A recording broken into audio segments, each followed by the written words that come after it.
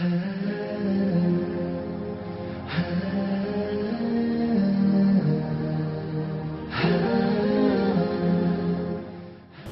أنا جعفر. سينا أجايبا كنجرين خسن كتشيلوت جيرو دندو كبردي سين ديار دجرا سنين دورين.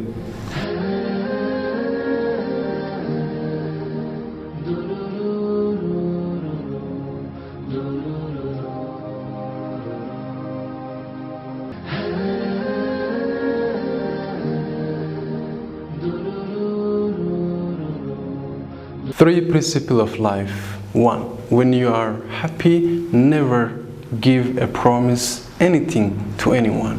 2. When you are angry, never reply to anybody. 3. When you are confused, never make a decision.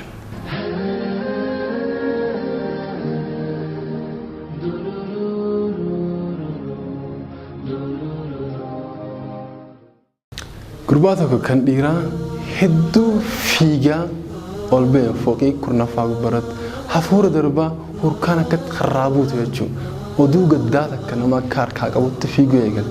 Hogguu kana fiigaa dhaqee namicha tokko keessa dura jirutti abbaas jee sagalee ol kaasee iyyee yaamaan.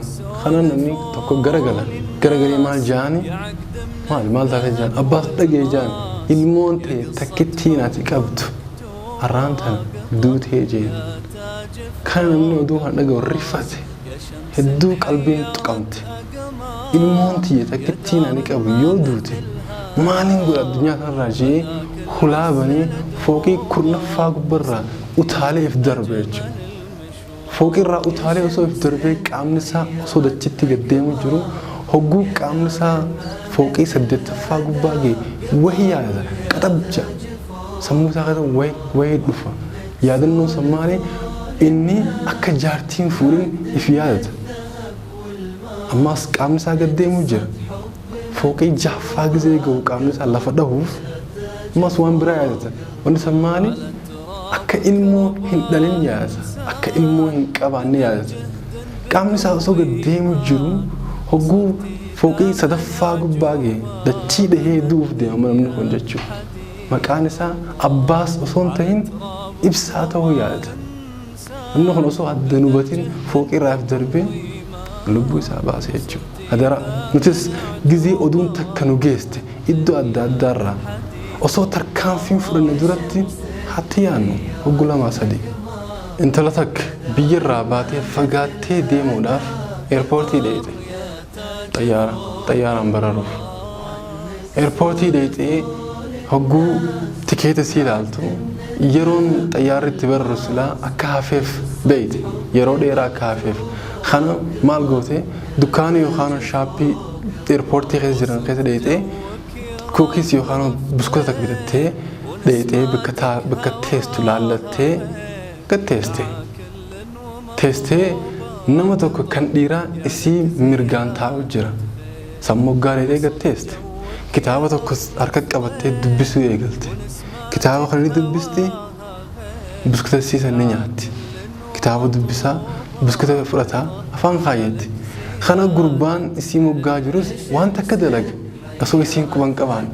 Hogguu akkatti ija mursitee ilaaltuuni lakkaa inninis miikaa isiin buskuta keessaa nyaattu san keessaa harka kaayee buskuta fudhatee innis nyaata.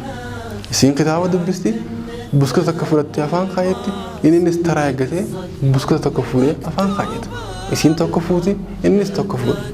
Boodarratti kitaaba dubbisuu kana dhaabdee maal jettee ifiin haasawaa eegalte. Osoo nan nama gaarii ta'uu baadhee osoo nan nama qaceellaa ta'uu baadhee arraan tan kitaaba kanaan fuula isaa kana maxxansa nama akkam biraan taayaarra kabajallee namaaf hin kennu akka nama usee waan nama hatee nyaata hayyama malee jettee ifiin haasawaa eegalte. Jecha kana ifuma qabdee teesti obsite. Boodarra hogguu harka keessattuu buskuta deebistee buskuta tokko qofaa keessa tafe firii takka.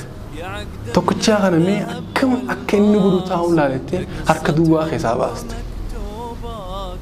Buskuta sana harka keessa kaayee bakka lama cabsee gurbaan tokko ifii nyaatee tokko isii kan buttee harkaa buteeti nama akkam kun hattuu buskutaa hayyamallee naman gaafatu ustee meeshaan namaa saamtaa jettee loltee darsasii gurrattee deemsee eegalte.